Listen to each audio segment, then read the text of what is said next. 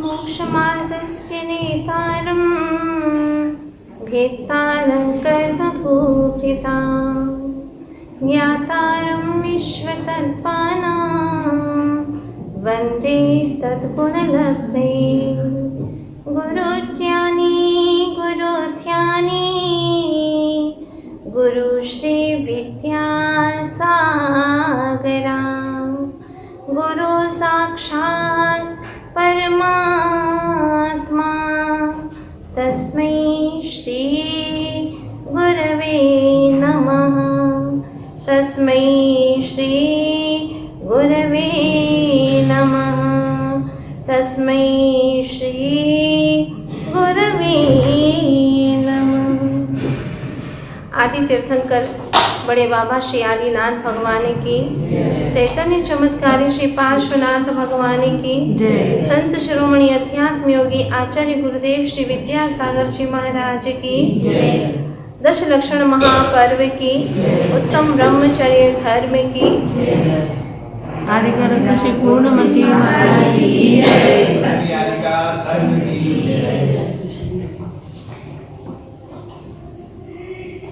आचार्य उमा स्वामी महाराज ने क्रमशः 9 अध्यायों में पहले से 4 तक जीव तत्व का, 5वें में अजीव का, 6वें 7वें में आश्रम का, 8वें में बंध का, 9वें में संवर और निर्जरा तत्व का विवेचन किया।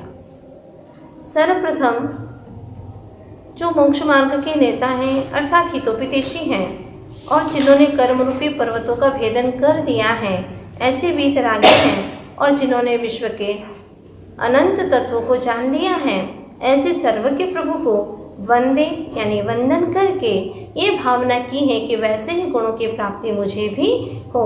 और हम सब भी इसी भावना से तत्व सूत्र का वाचन सुन रहे हैं, समझ रहे हैं।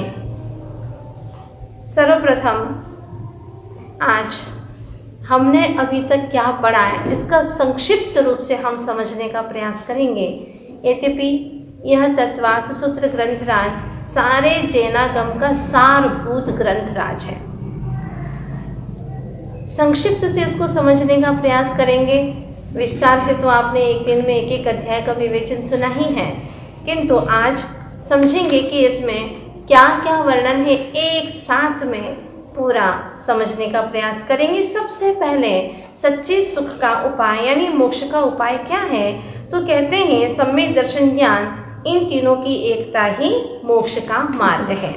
आगे आचार्य भगवान से जब शिष्य पूछता है, महाराज आपने कहा कि यह मोक्ष का मार्ग है, तो इसमें सबसे पहले जो सम्यक दर्शन है उसका लक्षण क्या है, तो कहा कि स्वरूप सहित पदार्थों का श्रद्धान करना सम्यक दर्शन है। वह सम्यक दर्शन निसर्ग और अधिगम अर्थात स्वभाव से और उपदेश आदि बाह्य निमित्तों से होता है। साथ ही जब शिष्य प्रश्न करता है, महाराज जो तत्व का स्वरूप सहित श्रद्धान करना है तो तत्व कितने हैं, जीव अजीव आश्रव बंध संवर निर्जरा और मोक्ष, ये 7 तत्व हैं। अब 7 तत्व और रत्नत्रय को जानने के लिए सर्वप्रथम निक्षेप जो किया जाता है वह नाम, स्थापना, द्रव्य और भाव रूप से 4 प्रकार का होता है। अब शिष्य कहता है इनको जानूं कैसे, पहला उपाय प्रमाण और नय के माध्यम से, दूसरा निर्देश स्वामित्व साधन अधिकरण स्थिति और विधान से, जब इससे भी समझ में नहीं आता है तो तीसरा उपाय बताते हैं सत संख्या क्षेत्र स्पर्शन काल अंतर्भाव और अल्प बहुत्व, इन 8 अनुयोग के माध्यम से भी 7 तत्व और रत्नत्रय को जाना जाता है।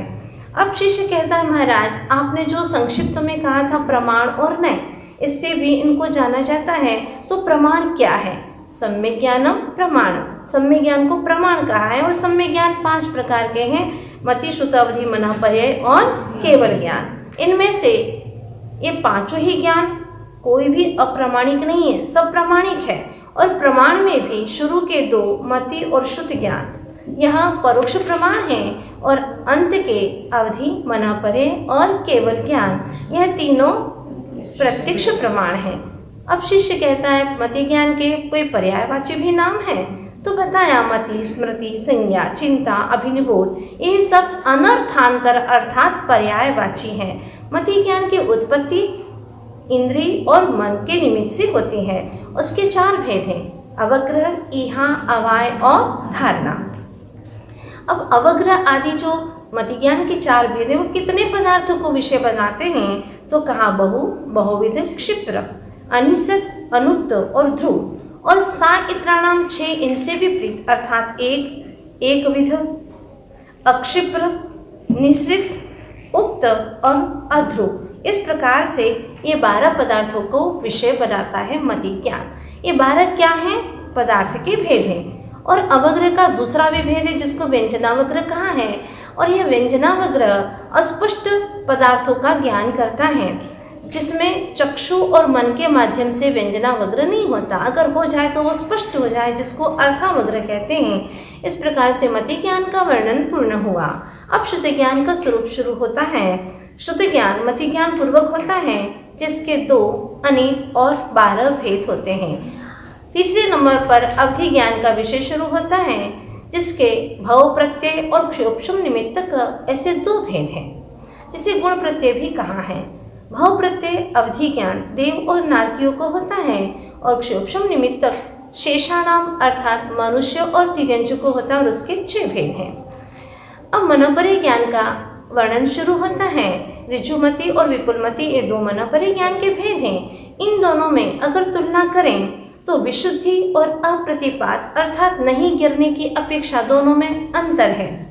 ऋजुमति में विशुद्धि कम है, विपुलमति वालों में विशुद्धि ज़्यादा है। अप्रतिपात की अपेक्षा से भी ऋजुमति वाले गिर सकते हैं नीचे भावों से, और विपुलमति वाले भावों से नहीं गिरते। अब अवधि ज्ञान और मनोपरि ज्ञान में क्या अंतर है? तो विशुद्धि, क्षेत्र, स्वामी और विषय की अपेक्षा अवधि ज्ञान और मनोपरि ज्ञान में अंतर पाया जाता है। इन 4 बातों से अब शिष्य कहता है, महाराज मति ज्ञान श्रुति ज्ञान किसको विषय बनाते हैं ये भी जानना चाहता हूँ। तो कहा कि मति और श्रुति ज्ञान का निबंध यानी विषय सभी द्रव्यों में है, लेकिन उसके सारी पर्यायों में नहीं है। कुछ ही पर्यायों को जानता है, सभी पर्यायों को नहीं जानता। और रूपी पदार्थों को जानने वाला अवधि ज्ञान है, और वो भी सीमा में ही जानता है। मनोपरि ज्ञान रूपी पदार्थों को जानता है, किंतु मन में जो विषय रूपी आ रहा है उसी को जानता है, और उसमें भी जो अवधि ज्ञान विषय बनाता है उसके अनंतवें भाग को विषय बनाता है। इस प्रकार से मनोपरि ज्ञान का विषय हुआ केवल ज्ञान, सभी द्रव्य और सर्व पर्यायों को अपना विषय बना लेता है। शिष्य कहता, महाराज एक साथ में कितने ज्ञान हो सकते हैं? बहुत अच्छे से ये विषय समझ में आया, किंतु एक साथ में क्या 5 हो सकते हैं? नहीं। कहते हैं एक साथ में 1 को आदि लेकर के 2, 3 और 4 तक का विभाजन करना चाहिए। इसमें से मति, श्रुत और अवधि ज्ञान विपरीत भी हो सकते हैं, और उस विपरीत होने में इसका मूल कारण है सत असत का ज्ञान न होने से, अंतर नहीं जानने से, अपनी इच्छा के अनुसार जैसा का तैसा जो कुछ भी आया मन में वैसा जान लिया। किसके समान? पागल के समान। जिसे पागल माँ को माँ भी कहता है और कभी पत्नी भी कह देता है। ठीक उसी प्रकार से ये 3 ज्ञान मिथ्या भी हो जाते हैं मिथ्यात्व की वजह से। इस प्रकार से 32 सूत्र तक प्रमाण का विवेचन पूर्ण हुआ, और 33वें सूत्र में नए के भेद को बताते हुए कहते हैं, निगम संग्रह व्यवहार जो सूत्र शब्द समभिरूढ़ और एवं भूत ये 7 नए हैं। परस्पर में इनका विषय आगे आगे सूक्ष्म से सूक्ष्म होता गया है, और प्रथम अध्याय यहाँ पर पूर्ण होता है। दूसरे अध्याय में शिष्य कहता, महाराज मैं जीव के भावों को भी जानना चाहता हूँ। जीव के भाव असाधारण रूप से अर्थात विशेष रूप से 5 है। औपशमिक, क्षायिक, मिश्र, औदिक और पारिणामिक। ये जीव के स्व तत्व हैं, ये जीव में पाए जाते हैं। और इसके भेद करो तो और औपशमिक के 2 भेद, क्षायिक के 9 भेद, मिश्र के 18 भेद, औदिक के 21 भेद और पारिणामिक के 3 भेद हैं। और इन भेदों का अगर नाम बताएं तो आचार्य देव कहते हैं औपशमिक सम्यक्त और औपशमिक चारित्र, ये औपशमिक भाव के 2 भेद हैं। और क्षायिक के क्षायिक ज्ञान, दर्शन, दान, लाभ, भोग, वीर्य, और च से पूर्व में जो सम्मित और चारित्र थे वो क्षायिक के रूप में उनको ग्रहण कर लेना। इस प्रकार से क्षायिक 9 लब्धियां हैं। तीसरे नंबर पर आता है मिश्र भाव अर्थात क्षोभशमिक भाव, जिसके 4 ज्ञान, 3 अज्ञान, 3 दर्शन, 5 लब्धियां, क्षोभशम सम्मिक्त, क्षोभशम चारित्र और संयमासीम, ये 18 भेद होते हैं। औदिक भाव के 4 गति कषाय, 4 कषाय, 3 लिंग, मिथ्या दर्शन, अज्ञान, असंयत, असिद्धत्व और 6 लेश्या। इस प्रकार से कुल 21 भेद हो जाते हैं औदिक भाव के। अब अंतिम पारिणामिक भाव, जिसके 3 भेद हैं, जीवत्व, भव्यत्व और अभव्यत्व। शिष्य कहता है महाराज भाव तो बता दिए पर जीव का लक्षण क्या है वो नहीं जानूंगा तो आगे कैसे बढ़ पाऊंगा। आचार्य कहते हैं उपयोगी जीव का लक्षण है वो 2 प्रकार का है, 8 ज्ञानोपयोग के और 4 दर्शनोपयोग के। तो जीव के भी कोई भेद होते हैं? हाँ, संसारी और मुक्त। संसारी जीव के भी समनस्क और अमनस्क की अपेक्षा से 2 भेद हैं, यानी मन सहित और मन रहित वाला। दूसरी तरह से अगर भेद करें संसारी जीवों के तो त्रस और स्थावर की अपेक्षा से 2 भेद होते हैं। स्थावर में पृथ्वी कायिक, अपकायिक, अग्नि कायिक, वायु कायिक और वनस्पति कायिक, ये सब स्थावर हैं। और 2 इंद्रिय से लगा करके 3, 4, 5 आगे नहीं बोलना क्योंकि 5 ही इंद्रियां होती हैं और उसके मूल में 2 भेद हैं विविधानी। द्रव्येंद्रिय कहते हैं निर्वृत्ति और उपकरण को, और लब्धि एवं उपयोग को भावेंद्रिय कहते हैं। इन 5 इंद्रियों के नाम तो बताए ही नहीं, इतना डिटेल कर दिया। तो आचार्य कहते हैं स्पर्शन, रसन, घ्राण, चक्षु और श्रोत्र, ये 5 इंद्रियों के नाम हैं और इनके जो काम हैं किसको ग्रहण करते हैं। तो कहते हैं स्पर्शन के साथ में स्पर्श, उस स्पर्श का विषय बनाता है। इसी प्रकार से रस, गंध, वर्ण और शब्द क्रमशः 5 इंद्रियां इनको विषय बनाती हैं, किंतु मन श्रुत का विषय बनाता है, अर्थात शुद्ध ज्ञान का विषयभूत पदार्थ मन का विषय बनता है। स्पर्शन इंद्रिय का स्वामी होता है स्पर्श, पृथ्वी कायिक, जल कायिक, अग्नि कायिक, वायु कायिक और वनस्पति है अंत में जिसके, वो सभी एक इंद्रिय के स्वामी हैं। शेष इंद्रियों के स्वामी कृमि, लट आदि, पिपीलिका, चींटी आदि, भंवरा 4 इंद्रिय और मनुष्य आदि 5 इंद्रिय के स्वामी होते हैं। इसमें जो शिष्य कहता महाराज आपने समनस्क अमनस्क कहा था ना, तो समनस्क का लक्षण क्या है? जो मन सहित सैनी जीव हैं उनको समनस्क कहते हैं। इस प्रकार से सारे जीवन का ब्यौरा बताने के उपरांत शिष्य कहता है ये सारी जानकारी हासिल करने के बाद में मैं ये भी जानना चाहता हूँ कि जीव जब मरण कर लेता है तो यहाँ से कैसे जाता है, किसके सहारे से जाता है? तो कहते हैं कि विग्रह गति अर्थात शरीर के लिए जो गति कर रहा है दूसरे नए शरीर को पाने के लिए, अथवा जो मोड़ लेता है 1, 2 अथवा 3, उसको विग्रह गति कहते हैं। उसमें कारमान का योग होता है।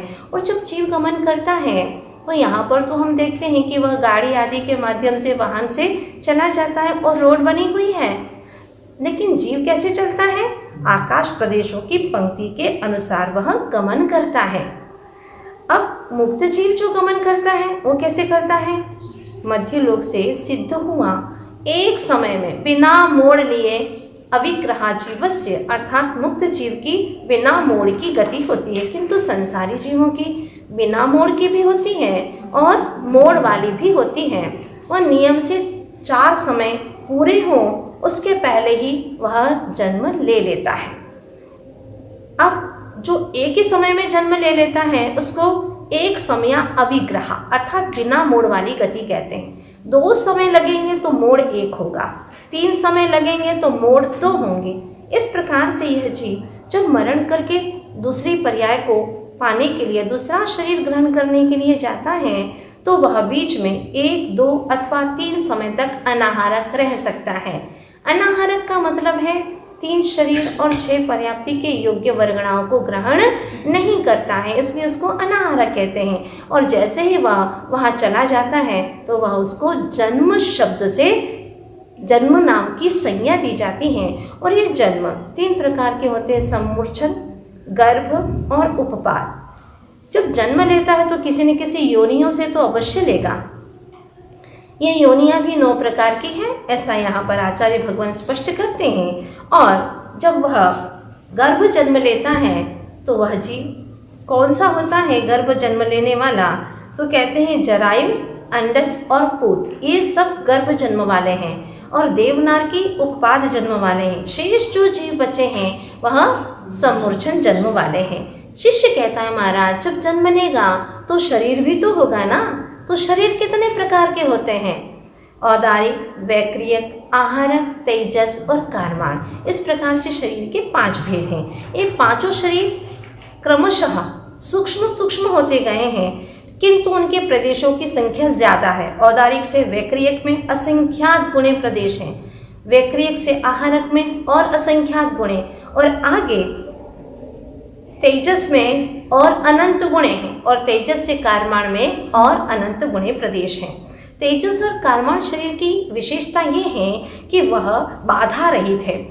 जैसे अग्नि लोहे के अंदर, लोहे के पिंड में प्रवेश कर जाती है, ऐसे दोनों शरीर वज्रमय पटल से भी रुकने वाले नहीं हैं।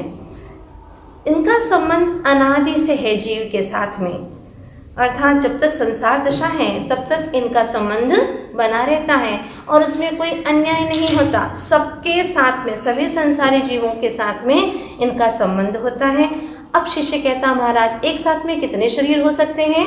तो एक साथ में तेजस शरीर दोनों को लेकर के, आदि लेकर के तेजस शरीर और कारमान शरीर, साथ में वैक्रिक भी हो सकता है और औदारिक भी हो सकता है, और इस प्रकार से 3 हो गए और 4 शरीर भी हो सकते हैं। इस प्रकार कितने शरीर हो सकते हैं ये बताया। तो एक कारमान शरीर की कुछ विशेषता है, अलग से इसकी विशेषता बताते हैं कि वह इंद्रियों के द्वारा ग्रहण नहीं किया जाता, निरुपभोग है।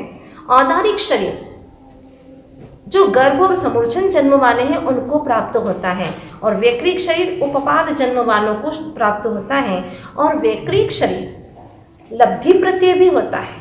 तब आदि के निमित्त से, तब करने से जो रिद्धि प्राप्त होती है उसके माध्यम से भी यह वैक्रिक शरीर होता है, और तेजस शरीर भी लब्धि निमित्तक होता है। आहारक शरीर शुभ है, विशुद्ध है और अव्याघाती है, अर्थात न किसी को रोकता है न किसी से रुकता है, और यह प्रमत्त संयत नाम के 6वें गुण स्थानवर्ती मुनिराजों को ही होता है। अब जब शरीर है तो कोई न कोई लिंग भी तो होगा, तो नारकी और समूर्छन जीवों को नियम से नपुंसक वेद ही होता है, यानी नपुंसक लिंग ही होता है, किंतु देवों में नपुंसक लिंग नहीं होता, अर्थात स्त्री और पुरुष 2 ही लिंग होते हैं। मनुष्य और तिर्यंचों में तीनों ही वेद पाए जाते हैं। ये सारा वर्णन करने के उपरांत शिष्य कहता है जन्म मरण ये चलता ही रहता है। आपने पूरा जीवन का फिर से ब्यौरा बताया, फिर से यह जीव मरण को प्राप्त होता है। यद्यपि जीव का मरण नहीं होता, लेकिन पर्याय छूटती है तो उसको मरण कहते हैं। तो कौन से जीवों का अकाल मरण नहीं होता, ये पूछने पर कहा है कि उत्पात जन्म वाले, चरमोत्तम देह वाले, चरम भी है यानी उसी भूमि में मोक्ष जाने वाले हैं, और शलाका पुरुष भी हैं, उनका भी अकाल मरण नहीं होता, और असंख्यात वर्ष की आयु वालों का भी अकाल मरण नहीं होता। इस प्रकार से स्पष्ट हो गया कि अन्य जीवों का अकाल मरण हो सकता है। यह वर्णन जीवन और मरण का पूरा वर्णन करने के उपरांत दूसरा अध्याय पूर्ण हो जाता है। अब शिष्य कहता है महाराज अब मैं क्षेत्र की भी जाकर के खोज करना चाहता हूँ कि कहाँ पर कौन से जीव रहते हैं। तो आचार्य भगवान कहते हैं चलो सबसे पहले हम अधोलोक की ओर चलते हैं, जिसमें 7 नरक पृथ्वियाँ हैं, रत्न शर्करा बालू का पंख धूम तम महातम, ये 7 इस नाम की भूमियाँ हैं जो कि घनोदधिवात वलय, घनवात वलय और तनुवात वलय एवं ये तीनों ही आकाश के आधार पर हैं, और यह अधो 7 नरक पृथ्वियाँ नीचे नीचे की ओर हैं। इस प्रकार से 7 नरक पृथ्वियों का वर्णन करके कहते हैं कि इनमें भी बिल हैं, और बिलों की संख्या है पहले में 30 लाख, दूसरे में 25 लाख, तीसरे में 15 लाख, चौथे में 10 लाख, 5वें में 3 लाख, 6वें पृथ्वी में 5 कम 1 लाख, और 7वीं नरक पृथ्वी में 5। इतने ही बिल हैं, कुल मिलाकर के 84 लाख बिलों की संख्या हो जाती है। नारकियों के दुखों का क्या वर्णन करें, हम भोग करके अनंतों बार आए हैं और भारी दुख सहा है। वहाँ नित्य अशुभतर लेशा होती है, परिणाम भी अशुभतर, देह भी अशुभतर, वेदना भी भयंकर और विक्रिया भी अशुभतर ही वहाँ पर करते हैं। परस्पर में एक दूसरे को दुख देते हैं। अगर वो कम पड़ रहा है तो और भारी दुख है। असुर कुमार जाति के देव वहाँ पर जाते हैं, चौथी पृथ्वी के पहले अर्थात तीसरी नरक पृथ्वी तक जाकर के आपस में एक दूसरे को लड़ाते रहते हैं। महाराज, वहाँ जल्दी से छुटकारा मिल सकता है ना इन दुखों से? नहीं मिलता। वहाँ जितनी आयु है उतना भोगना ही पड़ेगी। तो आयु कहते हैं कि वहाँ पर उन नरक पृथ्वियों में क्रमशः 1 सागर, 3 सागर, 7 सागर, 10 सागर, 17 सागर, 22 सागर और 33 सागर तक दुख भोगना पड़ता है। सागर का अर्थ आपने पहले जान लिया था, वही गड्ढे वाली बात ध्यान रखिएगा। अब शिष्य कहता, महाराज बहुत घबराहट होती है, इस अधोलोक से ऊपर ले चलिए। तो चलते हैं अब मध्य लोक की ओर, जहाँ पर अच्छे नाम वाले जम्बूद्वीप आदि द्वीप और लवण समुद्र आदि अनेक समुद्र हैं, असंख्यात द्वीप और समुद्र हैं। इनका विस्तार, प्रत्येक द्वीप समुद्र दूने विस्तार वाले हैं और पहले के द्वीप समुद्र को घेरे हुए हैं और चूड़ी के आकार वाले हैं। इसमें सबसे बीच में जो जम्बू द्वीप है उसके बारे में शिष्य पूछता है कि जहाँ मैं रहता हूँ महाराज, उसके बारे में जानना चाहता हूँ। तो कहते हैं उन सारे द्वीप समुद्र के बीच में सुदर्शन मेरु है नाभि जिसकी, ऐसा थाली के समान गोल और 1 लाख योजन विस्तार वाला जम्बू द्वीप है। क्या है? हाँ, जहाँ हम रहते हैं। और इस जम्बूद्वीप के अंदर 7 क्षेत्र हैं, भरत, हेमवत, हरि, विदेह, रम्य, हैरण्यवत और ऐरावत। ये 7 क्षेत्र हैं। इन 7 क्षेत्रों का विभाजन करने वाले 6 कुलाचल पर्वत हैं, हिमवन, महाहिमवन, निषद, नील, रुक्मी और शिखरी। इस प्रकार से इनके भी रंग बताए हैं, सोना, चांदी, तपाया हुआ सोना, वेदूरी मणि और चांदी एवं सोना। इस प्रकार से इसमय ही हैं। ऐसे 6 पर्वतों का रंग बताया। इनकी विशेषता ये है कि दोनों पिछवाड़ों में मणियों से रचित हैं, ऊपर, नीचे और मध्य में बिल्कुल एक समान विस्तार वाले हैं। ऊपर में तिकोने नहीं है, यहाँ बिल्कुल ऐसे ही है जैसे कि कोई दीवार खड़ी हो। और उन पर्वतों के ऊपर तालाब हैं, प्रत्येक पर्वत के ऊपर तालाब है। पद्म, महापद्म, तिकिंच, केसरी, महापुंडरीक और पुंडरीक नाम के 6 तालाब हैं। इसमें प्रथम तालाब की लंबाई चौड़ाई बताते हैं। जो प्रथम तालाब है वह 1000 योजन लंबा, 500 योजन चौड़ा और गहरा कितना है बताते हैं, 10 योजन गहरा है। उसमें पद्म सरोवर के बीच में 1 योजन लंबा और चौड़ा भी एक कमल है, पर वो वनस्पति का नहीं है, पृथ्वी का एक है। अब द्वितीय आदि तालाबों का विस्तार करने के लिए कहते हैं कि आगे के जो तालाब हैं वह क्रम से प्रथम तालाब से और उसके कमल से दूने विस्तार वाले हैं। कहाँ तक है दूना विस्तार? विदेही क्षेत्र तक आगे बताने वाले हैं। और ये जो 6 कमल हैं उन पर भी देवियाँ महल में निवास करती हैं, श्री, ह्री, धृति, कीर्ति, बुद्धि और लक्ष्मी नाम की, जिनकी आयु है 1 पल्ले की और वह सामानिक और पारिषद जाति के देवों के साथ में वहाँ पर निवास करती हैं। यह इस प्रकार से 6 तालाबों का वर्णन हो गया। अब कहते हैं कि इन्हीं तालाबों से नदियाँ भी निकली हैं। 6 तालाब हैं और 14 नदियाँ हैं। तो कैसे विभाजन किया है? पहले से 3, अंतिम से 3, शेष सब स्थानों से 4 स्थानों से 2-2 तालाब, 2-2 नदियाँ निकली हैं। इस प्रकार से इसमें गंगा, सिंधु, रोहित, रोहितास्या, ऐसे जो 7 जोड़े हैं, इसमें जो पहला नाम है गंगा वह पूर्व की ओर बहती हैं। ऐसे ही 7 जोड़े में पहले नंबर वाली जो नदी है वह पूर्व की ओर बहती हैं और शेष जो नदियां हैं वह पश्चिम की ओर बहती हैं। इनकी भी सहायक नदियां हैं, 14,000 आगे बढ़ता गया है, जस्ट डबल होते होते होते विदेही क्षेत्र तक। आगे शिष्य कहता, महाराज ये विषय तो मुझे समझ में आ गया, लेकिन मैं जहाँ रहता हूँ भरत क्षेत्र में उसका विस्तार भी मैं जानना चाहता हूँ। तो आचार्य देव कहते हैं 526 से ही 6/19 योजन भरत क्षेत्र का विस्तार है। द्वितीय आदि क्षेत्रों का विस्तार कहते हैं इससे दूना है, चाहे वह पर्वत हो या क्षेत्र हो, इन सब का विस्तार भरत क्षेत्र से दूना दूना जानना चाहिए। विधि क्षेत्र के ये विधि क्षेत्र तक तो ऐसा ही जानना। आगे क्या है, क्योंकि यहाँ विधेहांता शब्द दिया है, 25वें नंबर के सूत्र में क्या दिया है, विधेहांता। इसे स्पष्ट है कि विधि क्षेत्र तक आपको दूना दूना करना है। फिर जो दक्षिण के क्षेत्र और पर्वत हैं वैसे ही उत्तर में भी जान लेना चाहिए। जहाँ हम रहते हैं भरत क्षेत्र में, ऐसा ही एक अंत में ऐरावत क्षेत्र भी है, जहाँ पर षटकालों का परिवर्तन होता रहता है वृद्धि और ह्रास के माध्यम से। अर्थात उत्सर्पिणी काल आता है तो वृद्धि होती है आयु में, ऊंचाई में, भोगोपभोग, संपदा, सुख आदि में वृद्धि होती है, और अवसर्पिणी काल आता है तो इन सब की हानि होती है। इस प्रकार से उत्सर्पिणी और अवसर्पिणी के माध्यम से ये 6 काल होते हैं और उसमें यहाँ वृद्धि और हानि होती रहती हैं। इसके अलावा जो भी भूमियाँ हैं वह अवस्थित रहते हैं, वहाँ पर ये काल का परिवर्तन नहीं होता है।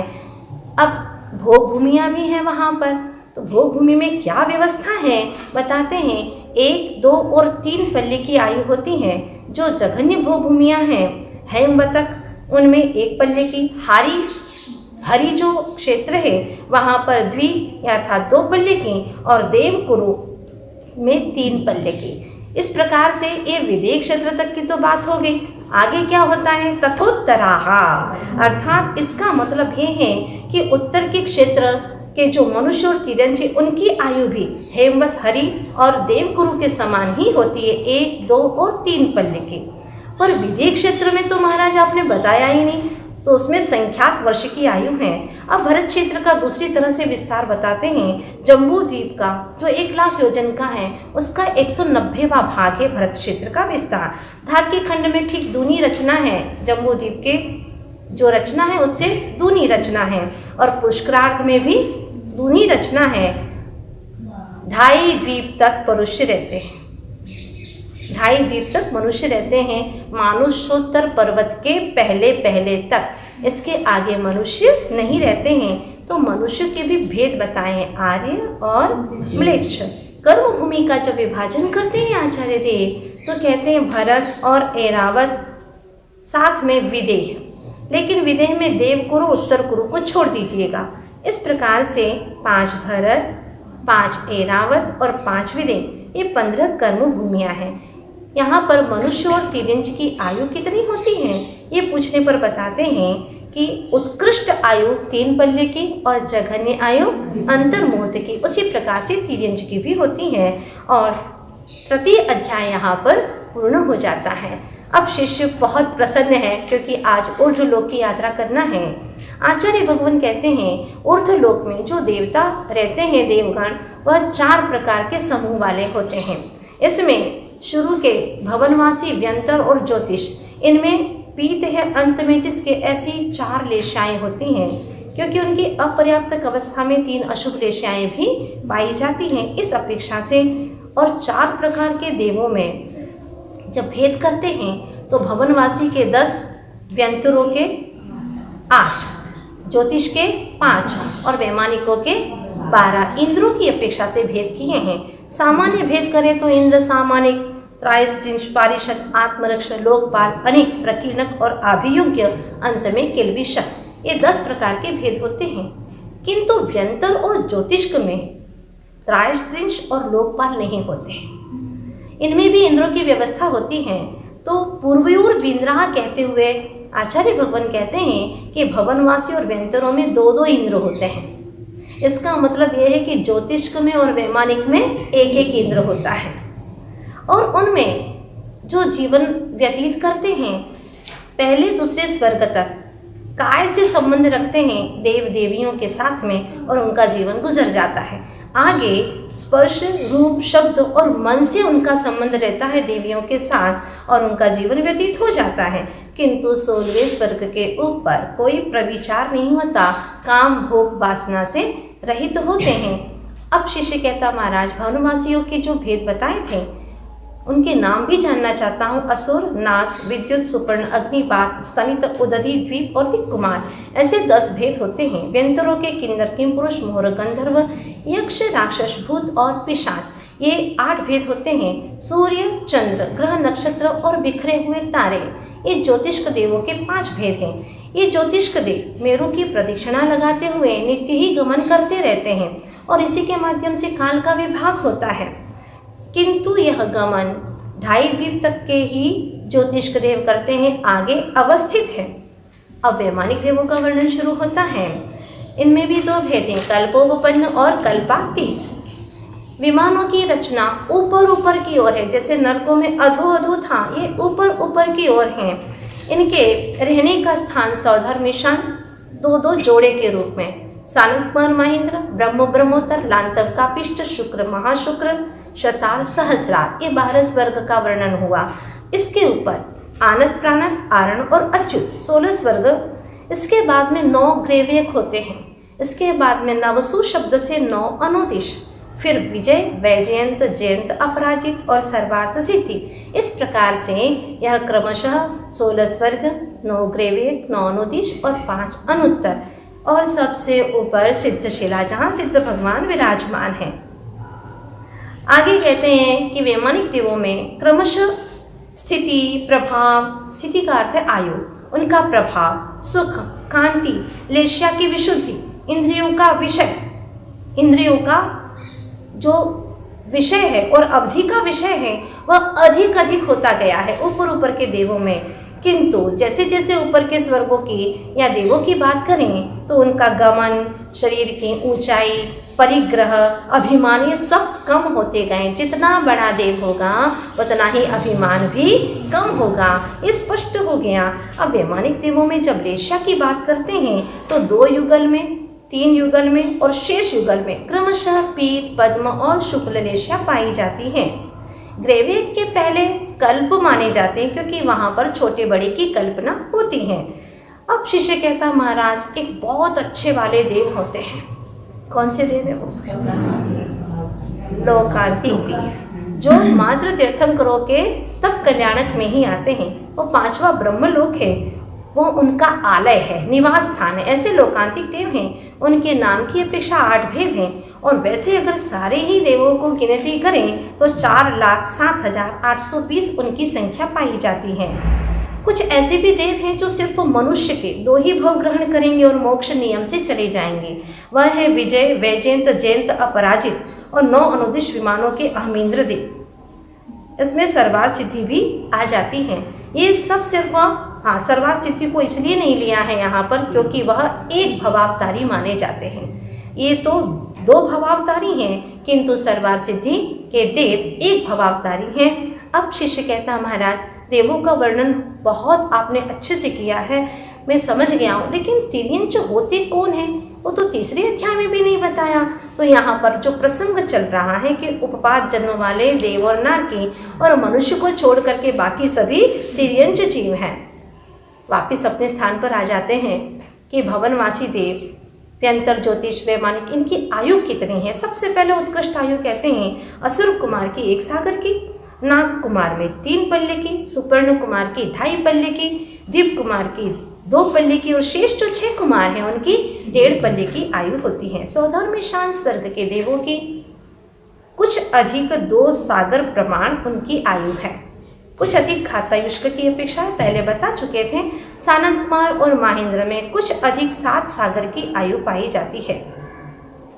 आगे अब 7 सागर तो स्थिर रखना ही है, 3 जोड़ो 7, 9, 11, 13 और 15 जोड़ो, अधिक करो इनको तो 22 सागर की आयु 16वें स्वर्ग के देवों की हो जाती है।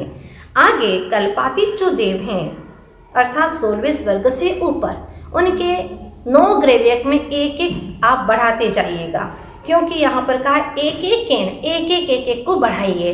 तो 23, 24, 25, 26, 27, 28, 29, 30 और 31 9वें ग्रेवेक के देवों की आयु है 31 सागर की, 9 अनुदिश में 32 और 5 अनुत्तर में 33 सागर की हैं। अब इनकी जघन्य आयु बताते हैं।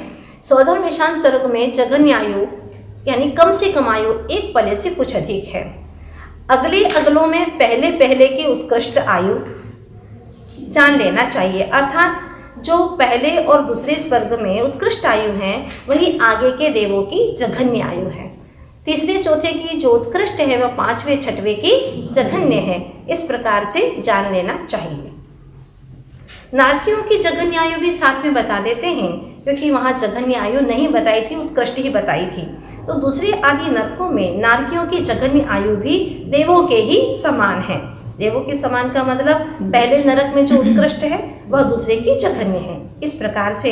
लेकिन पहले नरक की जघन्य आयु कैसे ज्ञात करें? तो अलग से सूत्र दिया है कि नारकियों की जघन्य आयु, पहले नरक के नारकियों की जघन्य आयु 10,000 वर्ष की है। भवनवासियों में भी उतनी ही है, व्यंतरों की भी 10,000 वर्ष की ही है। व्यंतरों की उत्कृष्ट आयु एक पल्ले से कुछ अधिक है, उतनी ही ज्योतिष्क देवों में भी है। और ज्योतिष्कों की जघन्य आयु कुछ अधिक एक पल्ले का 8वां भाग है। और जो बहुत अच्छे वाले देव थे, लोकांतिक देव, उनकी आयु है 8 सागर की होती है। सभी लोकांतिक देवों की आयु इतनी ही होती है। इस प्रकार से इस महान ग्रंथराज का पूर्वार्ध पूर्ण हुआ। अब उत्तरार्ध को बताते हुए आचार्य देव अजीव तत्व का सर्वप्रथम यहाँ वर्णन करते हैं, क्योंकि जीव के सबसे करीब में यह अजीव द्रव्य रहता है। तो अजीव द्रव्य का वर्णन करते हुए कहते हैं कि जो अजीव भी है और बहुप्रदेशी भी है, ऐसे कायवान 4 द्रव्य हैं, धर्म, अधर्म, आकाश और पुद्गल। ये सब क्या है? तो द्रव्य हैं। 4 ही नहीं, जीव ही द्रव्य है। इन द्रव्यों की विशेषता ये है कि ये नित्य हैं, अवस्थित है और अरूपी हैं। तो क्या ये पांचों के पांचों ही अरूपी हैं? नहीं, पुद्गल तो रूपी है। ये बात करने के बाद में शिष्य पूछता है, महाराज इन द्रव्यों की संख्या कितनी है? तो आकाश तक तो एक ही द्रव्य है, एक ही द्रव्य है। धर्म, अधर्म और आकाश एक है, और ये तीनों निष्क्रिय हैं, इसमें क्रियावती शक्ति नहीं पाई जाती। अब प्रदेशों की बात करते हैं तो धर्म, अधर्म और एक जीव में असंख्यात प्रदेश होते हैं। आकाश में अनंत प्रदेश हैं और पुद्गल में संख्यात भी हैं, असंख्यात भी हैं और अनंत भी हैं। किंतु पुद्गल का सबसे छोटा हिस्सा जो अणु है उसमें एक ही प्रदेश होता है, अधिक प्रदेश नहीं पाए जाते। इस सारे के सारे द्रव्य लोकाकाश में अवगाहित होते हैं, अर्थात लोकाकाश इन सबको रहने का स्थान देता है। धर्म और अधर्म द्रव्य भी समस्त लोकाकाश में तेल में तेल की भांति व्याप्त रहते हैं। पुद्गल कहाँ रहता और कैसे रहता है? जब शिष्य को ये चिंता हुई तो आचार्य देव कहते हैं कि एक लोकाकाश के एक प्रदेश से लेकर के वह असंख्यात प्रदेश तक पुद्गल रह सकता है। किंतु जीव जब भी रहेगा तो एक प्रदेश पर नहीं रहेगा, असंख्यात प्रदेश पर ही रहेगा। इस प्रकार से ये नियम है, कितना ही सूक्ष्म परिणमन करे तो भी वह एक प्रदेश में नहीं रह सकता। इसका कारण है दीपक के प्रकाश की तरह जीव के प्रदेशों में संकोच और विस्तार होने की क्षमता है, और वह लोकाकाश के असंख्यात भाग से लगा करके संपूर्ण लोकाकाश में भी यह जीव रह सकता है, समुद्घात आदि की अवस्था में। अब शिष्य कहता, महाराज बहुत सुंदर, जिनका मैं नाम भी नहीं जानता था, आपने इनका काम भी बताया, लेकिन अब ये भी जानना चाहता हूँ कि उनका लक्षण क्या है। लक्षण क्या है, वो क्या क्या करते रहते हैं? तो कहा गति और स्थिति में जीव और पुद्गल के गमन और स्थिति में कारणभूत हैं क्रमशः धर्म द्रव्य और अधर्म द्रव्य, किंतु उदासीन रूप से हैं, प्रेरक रूप से नहीं है। उसी प्रकार से आकाश द्रव्य अवगाहन में कारण है। अब पुद्गल द्रव्य का कार्य क्या है? शरीर, वचन, अभी जो बोल रहे हैं, ये सब किसका काम है? पुद्गल का। मन, जो द्रव्य मन है, रचना है द्रव्य मन की, श्वासोच्छ्वास, ये सब पुद्गल का कार्य है। यही नहीं, सुख दुख, जीवन मरण, ये सब कार्य पुद्गल के हैं, क्योंकि पुद्गल की प्रकृतियाँ हैं सुख दुख रूप। जो हम वेदन कर रहे हैं, वेदन करने वाला तो आत्मा है, लेकिन किसके निमित्त से कर रहे हैं? तो पुद्गल के निमित्त से कर रहे हैं। जीव का कार्य है परस्पर में सहायता करना। काल द्रव्य का कार्य है वर्तन, परिणमन, क्रिया, छोटा बड़ा, ये सब काल द्रव्य के माध्यम से जाना जाता है। पुद्गल द्रव्य का लक्षण अब बताते हुए कहते हैं, जिसमें स्पर्श, रस, गंध और वर्ण पाया जाए उसको पुद्गल कहते हैं। उसी के यह सारे विभाग, व्यंजन, पर्याय, शब्द, बंध, सूक्ष्मता, हाँ, दुबला, पतला, मोटा, जाड़ा बोलते हैं राजस्थान में। हाँ, संस्थान, आकृति, भेद, अंधकार, छाया, आतप, उद्योत आदि आदि सब पुद्गल की विभाव व्यंजन पर्याय हैं। पुद्गल के भी दो भेद हैं, अणु और स्कंध। जब स्कंध की उत्पत्ति होती है तो आचार्य कहते हैं भेद और संघात के माध्यम से होती है। भेद, संघात और भेद संघात दोनों से भी स्कंध की उत्पत्ति होती है, किंतु जब भी परमाणु की उत्पत्ति होगी तो भेद से ही होगी। जो अचाक्षुष है, आंखों से दिखाई नहीं देते हैं, ऐसे स्कंध अगर चाक्षुष बनेंगे तो उसमें कारण है भेद और संघात। अकेले भेद से नहीं हो सकता, उसमें संघात भी होगा, तब वह अचाक्षुष स्कंध चाक्षुष यानी आंखों से दिखने योग्य हो जाते हैं। सारी बातें कही, लेकिन द्रव्य का लक्षण तो कहा ही नहीं। तो सत्य ही द्रव्य का लक्षण है और उत्पाद व्यय द्रव्य से युक्त सत्य होता है। जो नित्य है, द्रव्य है, उसका लक्षण आचार्य कहते हैं तद्भाव रूप से जो अव्यय है अर्थात नष्ट नहीं होता है, वो नित्य कहलाता है। नित्य भी है, अनित्य भी है, कथनचित अस्ति भी है और नास्ति भी है। एक ही वस्तु में दो विरोधी धर्म पाए जाते हैं, अर्पित और अनर्पित। एक मुख्य होता है और दूसरा गौण हो जाता है, लेकिन समाप्त नहीं होता। अब जो पुद्गल के स्कंध हम देखते हैं, उनका बंध कैसे हो जाता है, परमाणु परमाणु कैसे मिल जाते हैं, तो स्निग्ध वृक्ष के कारण से परमाणुओं में बंध हो जाता है। लेकिन जिसमें जघन्य शक्ति अंश है, उनका बंध नहीं होता, और समानता है गुणों की तो भी उनका बंध नहीं होता। कम से कम दो अधिक गुण हो तभी उनका बंध होता है। किंतु जो अत्यधिक शक्तिशाली है वही कम शक्ति वाले को अपने रूप परिणमन करा देता है। अब द्रव्य का दूसरा लक्षण भी बताते हैं, इसीलिए कि हम अपने निज द्रव्य को जान लें, पहचान लें। गुण और पर्याय से युक्त द्रव्य होता है। अब काल का अभी तक वर्णन नहीं कहा था, उसको भी धीरे से बता दिया कि काल भी द्रव्य है। कुल मिलाकर के 6 द्रव्य हो गए हैं और ये काल अनंत समय वाला है। गुण का लक्षण बताते हुए कहते हैं कि जो द्रव्य के आश्रय रहते हैं किंतु गुणों में गुण नहीं रहते, उनको गुण कहते हैं। उसका होना यानी प्रति समय बदलते रहना पर्याय का लक्षण है। इस प्रकार से 5वें अध्याय में परम वैज्ञानिक तथ्यों के साथ में आचार्य भगवान अजीव तत्व का वर्णन करते हुए 5वां अध्याय पूर्ण करते हैं। अब आश्रव कैसे होता है, काय, वचन, मन, इनकी क्रियाओं को योग कहते हैं और वही आश्रव है। यद्यपि मन, वचन, काय का यहाँ पर निमित्त है, आत्मा के प्रदेशों में उनके निमित्त से परिस्पंदन होता है और वही योग है। शुभ परिणाम है तो शुभ आश्रव होता है और अशुभ परिणाम है तो अशुभ आश्रव होता है। अगर स्वामी की अपेक्षा देखें तो एक कषाय वाला होता है और एक दूसरे निष्कषाय वाले होते हैं। कषाय वाले सांप्रायिक आश्रव करते हैं और निष्कषायी जीव इडियापथिक आश्रव करते हैं। सांप्रायिक आश्रव के 39 भेद हैं, जिसमें इंद्रिय, कषाय, अवरत और 25 क्रियाएं हैं। इसके माध्यम से सांप्रायिक आश्रव होता है और इडियापथिक जो आश्रव है वो 11वें से 13वें गुणस्थान तक होता है। इस आश्रव में तीव्र, मंद भावों के अनुसार आश्रव होता है।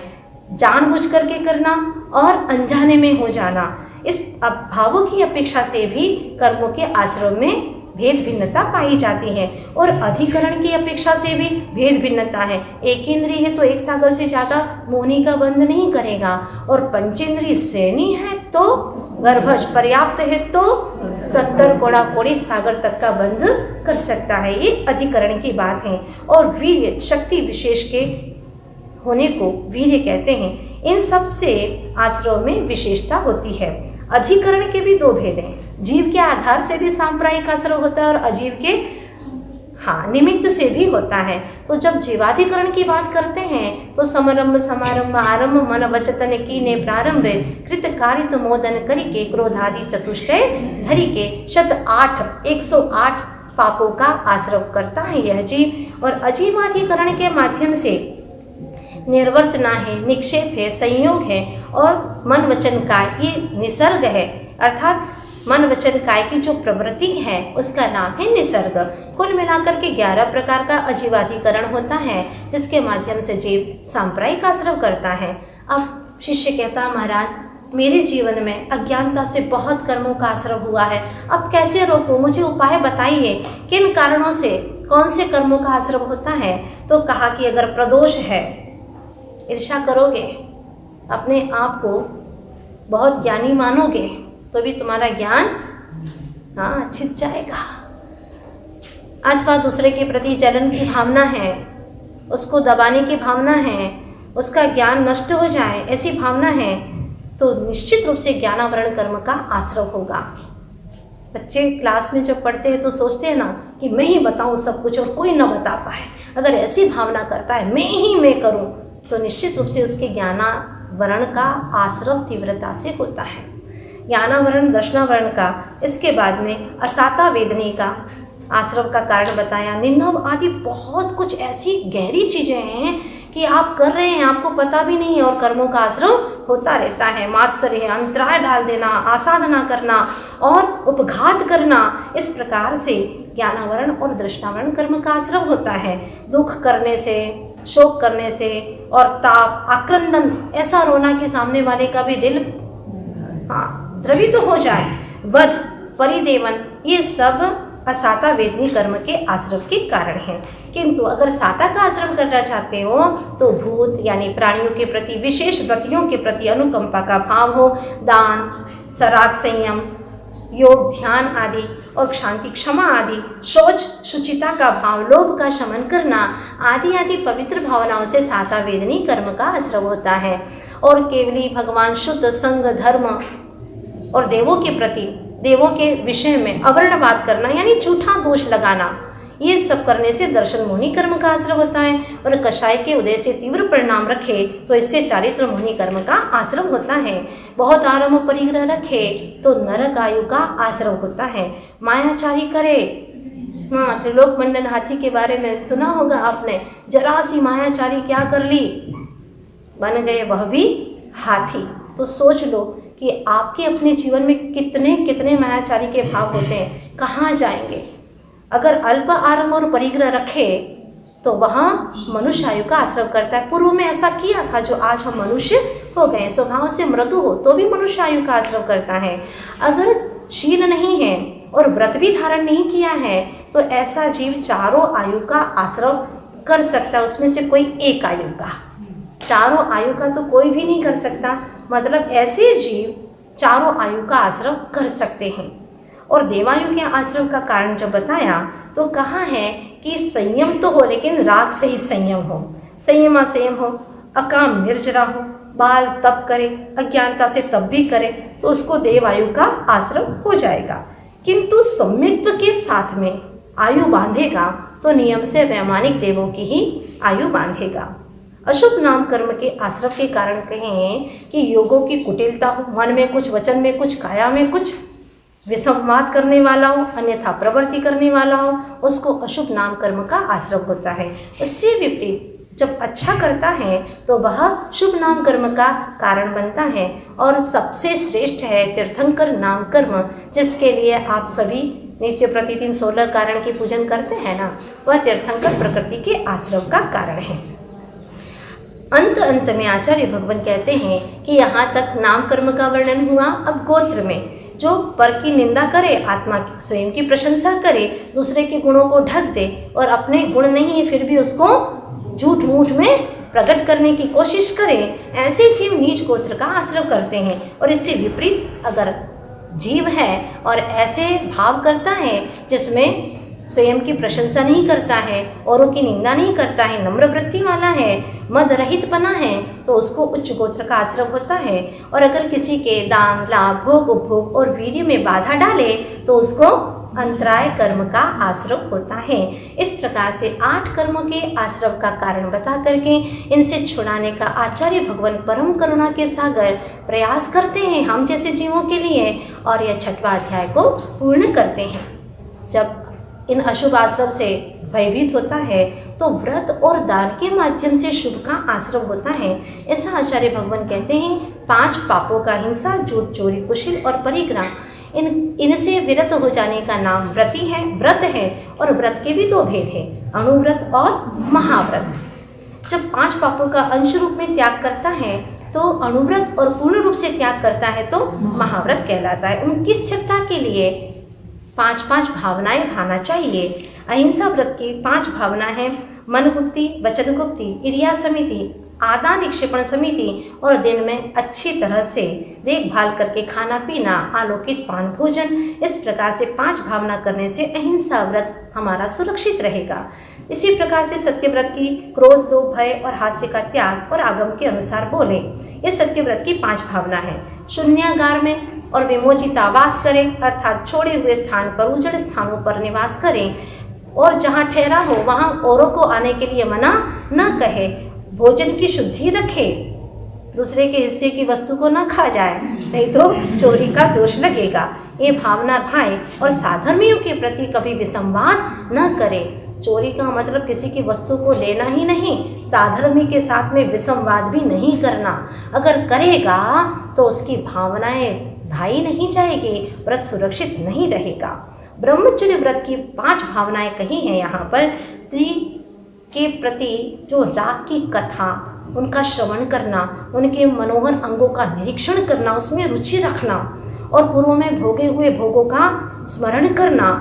अगर ये करता है तो दोष है, और अगर ये नहीं करता है, ऐसी भावना करता है, इनका त्याग कर दिया, मनोहर अंग का निरीक्षण का त्याग कर दिया, पूर्व में भोगे हुए भोगों का भी स्मरण नहीं करता है और गरिष्ठ और इष्ट रस को भी त्याग कर देता है, अपने शरीर के संस्कार का भी त्याग कर देता है, तो 5 भावनाएं भाग करके ब्रह्मचर्य व्रत को सुरक्षित रखता है।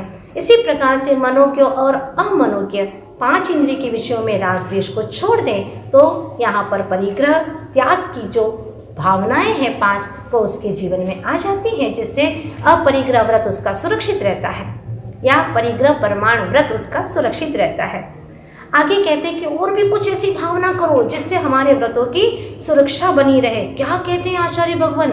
जिससे भयभीत हो जाए कि 5 पापों को करने से, चाहे ये लोक हो चाहे परलोक हो, कभी भी उसको अच्छा नहीं कहते लोग, उसकी निंदा ही होती है और उसका विनाश होता है, सद्गुणों का विनाश होता है। इसलिए ऐसा कार्य कभी नहीं करना, ये दुख स्वरूप ही हैं। तो क्या करें महाराज? 4 काम करो। सभी जीवों के प्रति मैत्री, गुणोधिक जो गुणों से अधिक है उनके प्रति प्रमोद, और जो क्लिष्ट जीव हैं, दुखी जीव हैं, उनके प्रति करुणा, और जो अविनीय अशिष्ट है उनके प्रति माध्यस्थ भाव रखो। जगत और काय के स्वभाव का चिंतन करो, जिससे संवेग और वैराग्य की प्राप्ति होगी। अब 5 पाप का लक्षण भी बताते हैं कि प्रमाद के योग से जो प्राणों का घात है उसका नाम हिंसा है। सभी के साथ में प्रमाद शब्द लगाना है। प्रमाद के योग से मिथ्या रूप वचन बोलना असत्य है। प्रमाद के साथ में बिना दी हुई वस्तु का लेना चोरी है।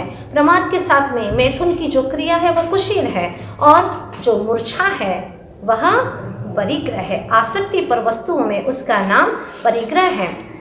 जो व्रती होता है वो शल्य से दूर होता है, और व्रती के भी 2 भेद होते हैं, अगारी और अनगारी। जो अनुव्रती है उसको अगारी कहते हैं, और अनुव्रत के भी 7 शील, जिसमें 3 गुण व्रत और 4 शिक्षा व्रत होते हैं। जैसे कि फसल है और उसकी सुरक्षा के लिए बाड़ लगा दी जाती है, ऐसे ही 7 शील बाड़ की भांति हैं, जिसमें दिग्व्रत, देशव्रत और अनर्थदंड विरति व्रत, ये 3 गुण व्रत हैं। सामायिक प्रोषधोपवास, उपभोग परिभोग प्रमाण और अतिथि समीभाव व्रत, ये 4 शिक्षा व्रत हैं। अंत में व्रती को संलेखना अवश्य ग्रहण करना चाहिए, और वो भी हर्षपूर्वक, ऐसा आचार्य भगवान उपदेश देते हैं। सम्यक दर्शन के भी 5 अतिचार हैं, इनसे बचना है। शंका, कांक्षा और विचिकित्सा, अर्थात मुनियों को देख करके, उनके शरीर को देख करके ग्लानि न हो, अन्य दृष्टियों की प्रशंसा न करें, मिथ्यामतियों का संस्तव यानी स्तुति न करें। करता है तो 5 अतिचार हैं। इसी प्रकार से 5 व्रत में भी अहिंसा आदि 5 व्रत और 7 शील के भी 5 अतिचार हैं, जिसमें बंध, वध, छेद, अतिभारारोपण करना, अन्नपान का निरोध कर देना, ये अहिंसाणु व्रत के 5 अतिचार हैं। मिथ्या उपदेश देना, रोह व्याख्यान करना, कूटलेख क्रिया, न्यासापहार और साकार मंत्र, जिसका अर्थ हम पहले आपको बता चुके हैं। ये 5 किसके अतिचार हैं? सत्याणु व्रत के 5 अतिचार। अचोर्याणु व्रत के भी इसी तरह से 5 अतिचार हैं कि चोर को चोरी करने की प्रेरणा करना, स्टेन प्रयोग, तदारतादान, चोरी की वस्तु को खरीद लेना, सस्ते में मिल जाती है ना, इसीलिए। और विरुद्ध राज्यातिक्रम, राज्य नियम के विरुद्ध में चोर बाजारी करना, टैक्स आदि नहीं देना, हिनाधिक मानोन्मान, जो बाट है और तराजू हैं उसमें भी गड़बड़ी कर देना। अगर लेना हो तो अधिक ले लेना और देना हो तो कम देना, और प्रतिरूपक व्यवहार उसके जैसी वस्तु को उसमें मिला देना, ये सब अचौर्य अनुव्रत के अतिचार हैं। पर की विवाह करने की चर्चाएं करना, जैसे सारा जग का ठेका तो उसी ने ले रखा है। और अपरिग्रहित जो पति रहित व्यभिचारिणी हैं, वेश्या आदि के साथ में गमन करना, आना जाना, और पति सहित भी हैं किंतु व्यभिचारिणी स्त्रियां हैं, उनके साथ में भी समागम करना। अनंग क्रीड़ा, काम सेवन के लिए जो अन्य अंग है शरीर के उसके साथ में संबंध रखना, और काम की तीव्रता अभिलाषा रखना, यह भी ब्रह्मचर्य व्रत का अतिचार है। 5 अतिचार हुए। अब परिग्रह प्रमाण व्रत के भी 5 अतिचार हैं। क्षेत्र वास्तु, हिरण्य सुवर्ण, धन धान्य, दासी दास, कुप्य और फान, इनका जो प्रमाण किया था उसका उल्लंघन कर देना। दिशाओं की अपेक्षा से दिग्व्रत के भी 5 अतिचार बताए हैं। ऊर्ध्व, अध, तिर्यक यानी तिरछा क्षेत्र की वृद्धि कर देना, और जो की है उसको भी भूल जाना। इस प्रकार से यह 5 अतिचार हैं। देश व्रत के भी 5 अतिचार हैं। आनयन, बुलवाना, जो क्षेत्र की मर्यादा थी उससे बाहर की चीज को बुलवाना अथवा अंदर से बाहर भेजना। शब्दानुपात करना, रूपानुपात करना यानी अपना शरीर दिखा करके वस्तु को बुलवा लेना, अथवा किसी से भी काम न हो तो पुद्गल क्षेप करना, कंकर आदि फेंक देना।